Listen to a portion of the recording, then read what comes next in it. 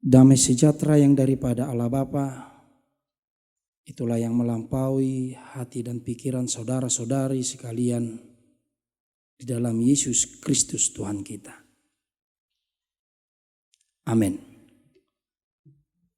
Ibu bapak saudara-saudari yang terkasih dalam Yesus Kristus, kita akan mendengarkan firman Tuhan di minggu yang terakhir di bulan Januari di tahun 2023. Di minggu yang keempat setelah Epifanias.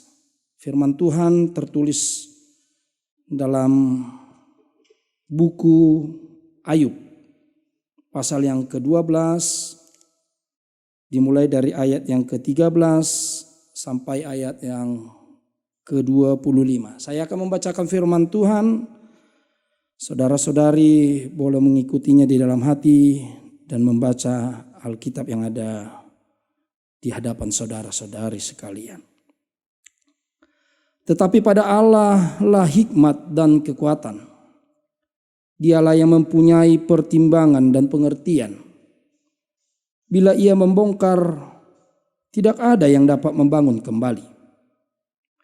Bila ia menangkap seseorang, tidak ada yang dapat melepaskannya. Bila ia membendung air, keringlah semuanya. Bila ia melepaskan mengalir, maka tanah dilandanya. Pada dialah kuasa dan kemenangan. Dialah yang menguasai baik orang yang tersesat maupun orang yang menyesatkan. Dia yang menggiring mentari dengan telanjang dan para hakim dibodohkannya. Dia membuka belenggu yang dikenakan oleh raja-raja dan mengikat pinggang mereka dengan tali pengikat. Dia yang menggiring dan menggeledah para imam dan menggulingkan yang kokoh. Dia yang membungkamkan orang-orang yang dipercaya, menjadikan para tua-tua hilang akal. Dia yang mendatangkan penghinaan kepada para pemuka dan melepaskan ikat pinggang orang kuat. Dia yang menyikapkan rahasia kegelapan dan mendatangkan kelam pekat pada terang. Dia yang membuat bangsa-bangsa bertumbuh lalu membinasakannya dan memperbanyak bangsa-bangsa lalu menghalau mereka. Dia menyebabkan para pemimpin dunia kehilangan akal dan membuat mereka tersesat di padang belantara yang tidak ada jalannya. Mereka meraba-raba dalam kegelapan yang tidak ada terangnya. Dan ia membuat mereka berjalan terhuyung-huyung seperti orang mabuk. Demikian firman Tuhan. Saudara-saudari, ibu bapak yang terkasih di dalam Yesus Kristus, sosok Ayub adalah sosok yang terkenal dalam Alkitab. Terkenal yang pertama karena memang di dalam Ayub pasal yang pertama, ayat pertama, Alkitab menuliskan bahwa Ayub adalah orang yang saleh, orang yang jujur, orang yang takut akan Allah. Dan tentu saja dia menjauhi kejahatan. Dia menjadi sosok yang terkenal karena memang dia percaya bahwa Tuhanlah yang mengaturkan kehidupan. Yang kedua, dia juga menyadari kalau Tuhan mengaturkan kehidupan, dia telah menerima apa yang baik dari Tuhan. Itu terbukti dari banyaknya harta, kekayaan, ternak, dan bahkan anak-anak yang luar biasa yang telah Tuhan anugerahkan kepadanya. Ini menjadi sebuah bagian yang sangat penting dari kisah Ayub. bahwa Tuhan menganugerahkan kebaikan, berkat yang melimpah dalam diri Ayub. Tetapi di dalam berkat yang melimpah, harta kekayaan yang luar biasa, tidak satupun kesombongan tumbuh dalam diri Ayub. Ibu bapak saudara-saudari yang terkasih dalam Yesus Kristus, dia menyadari bahwa yang ada padanya saat itu berasal dari Allah. Ini mau menyadarkan kepada kita, ibu bapak saudara-saudari, teman-teman yang dikasihi dalam Yesus Kristus. Jika saudara-saudari sekarang saat ini memiliki kuasa, kekuatan, harta yang melimpah, kesuksesan, sadarlah bahwa itu semua berasal dari Tuhan. Bahwa itu bersumber dari Allah.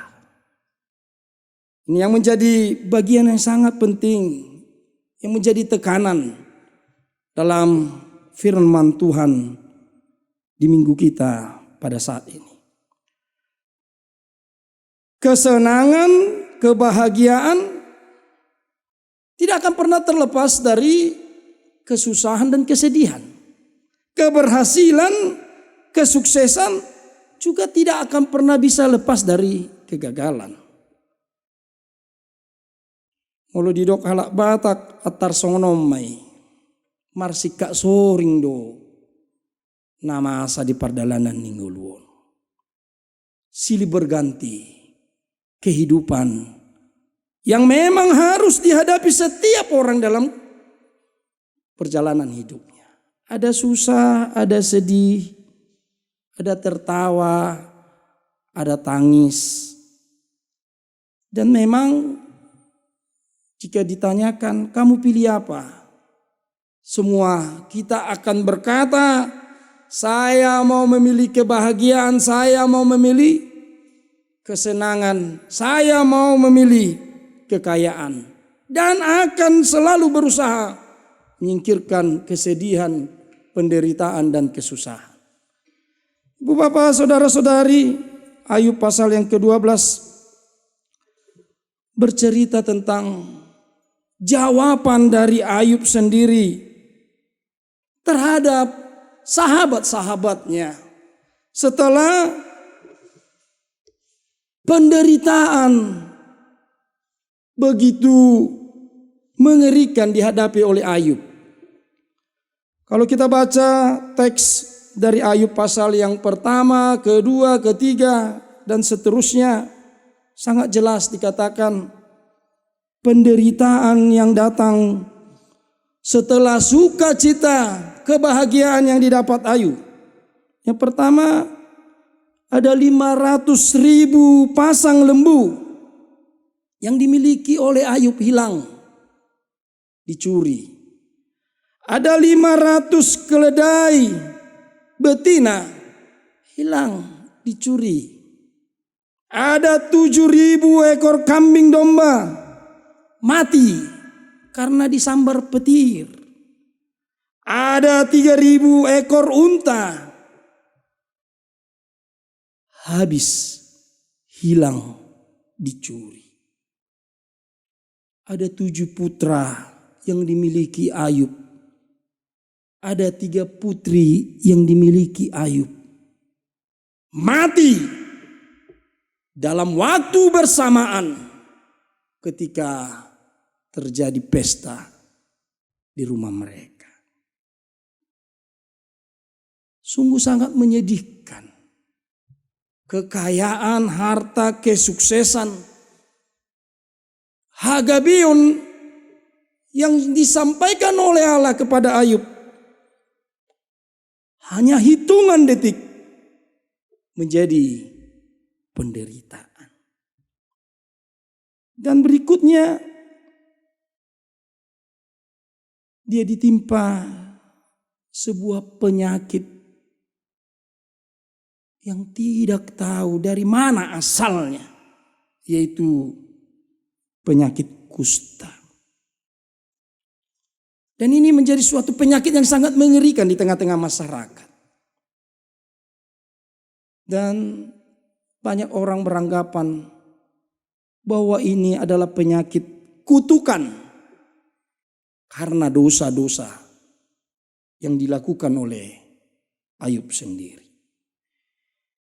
Berikutnya ada penderitaan yang luar biasa yang dihadapi oleh Ayub itu sendiri, yaitu istri belahan jiwanya, orang yang seharusnya menopang kehidupannya, yang menjadi teman setianya, menjauh dari dirinya, bahkan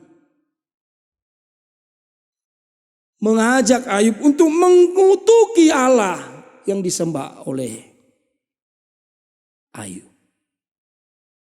Berikutnya penderitaan yang terjadi adalah sahabat-sahabatnya yang datang dari jauh mau melihat penderitaan Ayub. Bukan untuk menopang Ayub sendiri, malahan mencerca, menghina, dan memberikan saran-saran yang tidak baik. Ibu, bapak, saudara-saudari, jemaat yang dikasihi Tuhan, mungkin orang bisa kehilangan harta, benda, kekayaan. Tetapi siapa yang bertahan ketika anak-anak yang dikasihinya hilang dalam waktu bersamaan? Mungkin kita bisa bertahan ketika tidak ada uang, magwarta, aguan jebu. Tetapi siapa yang bisa bertahan dan menerima keadaan ketika orang yang mengurus rumah, yaitu istrinya, ibu rumah tangga, yang seharusnya menopang dia, malahan mengejek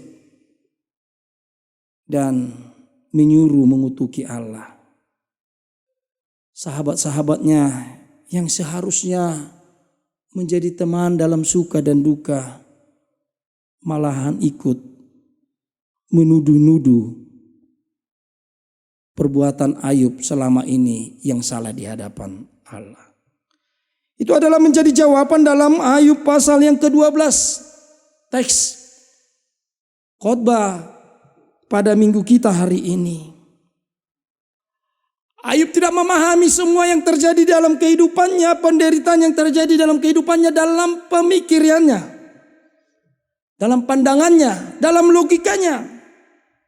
Tetapi dia jelas-jelas berkata, Allah lah sumber hikmat dan kekuatan. Dan itu menjadi topik minggu kita pada saat ini. Allah sumber kekuatan dan hikmat. Sama seperti Ayub, kita harus menyadari jika Tuhan berada bersama-sama kita dalam kekayaan, kesuksesan, dalam kegembiraan dan kesenangan, Tuhan juga ada bersama-sama kita di dalam penderitaan, di dalam kesedihan, di dalam porak-poranda. Karena semua akan indah pada waktunya sesuai dengan rencana dan rancangan Allah. Itulah yang menjadi tekad dalam diri Ayub. Dan inilah yang menjadi tekad dalam hidup kita saat ini. Ketika 29 hari sudah Tuhan berikan pada kita di tahun 2023. Bagaimana ke depannya kehidupan yang akan kita hadapi? Bahkan para analisis ekonomi dunia berkata, semakin jauh kita melangkah tahun 2023, maka kita akan semakin dekat dengan penderitaan, krisis ekonomi yang luar biasa, bahkan mungkin dengan krisis kebersamaan dan iman. Itulah yang menjadi bagian yang sangat penting yang kedua dalam teks ini. Teks ini mau mengajarkan kepada kita, apapun, bagaimanapun Tetaplah percaya pada kuasa Allah. Sama seperti surat Apostol Paulus, Rasul Paulus kepada jemaat yang ada di Filipi di pasal yang keempat ayat 13. Segala perkara dapat kutanggung di dalam Dia yang memberi kekuatan kepadaku. Tuhanlah menjadi kekuatan kita. Dialah menjadi nahkoda kehidupan kita. Dia menjadi pemimpin kehidupan kita. Kita ikuti jejak langkahnya. Jika Dia berkata kanan, jangan coba-coba ke kiri. Jika Dia berkata ke kanan, ikuti kanan. Jika Dia berkata kiri, jangan coba-coba ke kanan. Ikuti kakinya yang ke kiri. Jika Dia berkata maju terus, maka kita akan terus maju. Ini terbukti dalam pasal yang terakhir di dalam kisah Ayub. Jelas berlipat ganda. 2 kali berlipat ganda.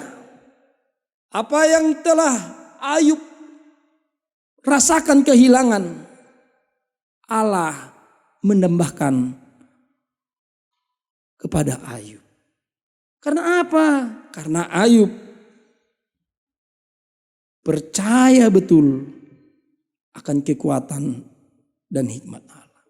Ayub juga percaya bahwa tidak ada rancangan yang gagal yang Allah telah tetapkan. Rancangan-rancangan yang Allah tetapkan adalah rancangan-rancangan damai sejahtera dalam kehidupan kita. Jadi saudara-saudari, ibu bapak, saudara-saudara yang terkasih dalam Yesus Kristus. Apapun persoalan hidupmu, apapun rancangan hidupmu, apapun yang kamu harapkan dalam kehidupanmu, pertama, serahkan dirimu kepada Allah. Agar Dia dengan kuasanya, dengan hikmatnya mengajari kita, melangkahkan kaki kita ke depannya untuk mendapat hal-hal yang baik. Berikutnya, percayalah. Kita hanya butuh percaya, kita hanya butuh iman. Ibrani pasal 11 ayat 1. Iman adalah dasar dari segala sesuatu. Segala sesuatu. Apa? Segala sesuatu yang bagaimana? Segala sesuatu yang dunia tidak bisa tawarkan. Tetapi Allah mampu melakukannya. Yang dunia tidak dapat hitung. Tetapi Allah dapat menghitung. Ibu bapak, saudara-saudari, satu hal yang terakhir dalam teks ini. Tuhan tahu memberikan yang terbaik bagi orang-orang yang dikasihinya. Di boto di batado mangalehon nadu menggan, yang paling baik bagi orang-orang yang dikasihinya. Jika Allah tahu memberi yang terbaik, Allah hanya menginginkan hatimu, pikiranmu, kemauanmu untuk mengikut rencana yang Tuhan telah tetapkan. Karena itu di ayat 25 jelas orang-orang yang tidak bisa memahami rencana Allah, bahkan menyingkir dari rencana Allah, mereka digambarkan meraba-raba dalam kegelapan yang tidak ada terangnya, dan ia membuat orang berjalan terhuyung-huyung seperti orang mabuk. Jadi mulu halak mabuk, mata boto beate. Ada 2 mabuk. Mungkin mabuk karena minuman atau mabuk karena perjalanan. Jadi biasanya halak na mabuk dia toy sek mauli. Maju 2 langkah, mundur 4 langkah. Biasanya orang mabuk seperti itu. Kalau kita perhatikan orang-orang seperti itu biasanya tidak akan pernah sampai pada tujuan. Kalau orang mabuk di perjalanan, nasubui dodo honon na paso maju pardalananon, unang pola doho biau. Biasanya orang mabuk di perjalanan seperti itu. Lebih bagus dia turun dari mobil, turun dari kapal. Tapi kalau turun dari kapal itu susah. Kemana kan? Bapak ibu saudara-saudari, jika Tuhan bersama kita dan kita percaya sepenuhnya kepada kuasa Allah, maka kita akan boleh melakukan hal-hal yang baik dan yang terbaik bagi diri kita dan orang-orang sekitar kita. Mari kita berdoa. Kami bersyukur buat firman-Mu yang Tuhan boleh izinkan kami melalui hamba-Mu untuk menyampaikannya kepada jemaat-Mu.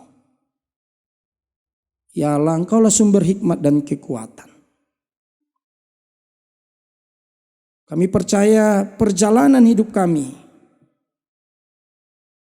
jika kekuatan kami, pengertian kami, logika kami, diri kami andalkan, maka kami akan gagal. Kami akan cepat frustasi. Bahkan mungkin kami akan melakukan hal-hal yang jauh dari pengertian kuasa-Mu. Ya Allah di surga Bapa kami, biarlah Roh Kudus menuntun kami, memampukan kami, dan Engkaulah kekuatan kami, Engkaulah andalan kami dalam setiap langkah yang akan kami jalani. Karena kami tahu 29 hari di tahun 2023 yang Tuhan telah berikan. Dan masih banyak hari-hari dan waktu yang kami percaya akan Tuhan berikan. Dan kami percaya Tuhan akan menuntun kami menjalani itu. Maka damai sejahtera di tengah-tengah keluarga kami, di tengah-tengah masyarakat, di tengah-tengah gereja-Mu akan kami peroleh. Dan kami mampu melakukan apapun demi kemuliaan nama-Mu dan menjadi sukacita bagi orang-orang sekitar kami. Terima kasih ya Tuhan untuk firman-Mu saat ini. Dalam Yesus kami mohon padamu. Amin. Kita akan bernyanyi sambil mengumpulkan persembahan. Kita bernyanyi.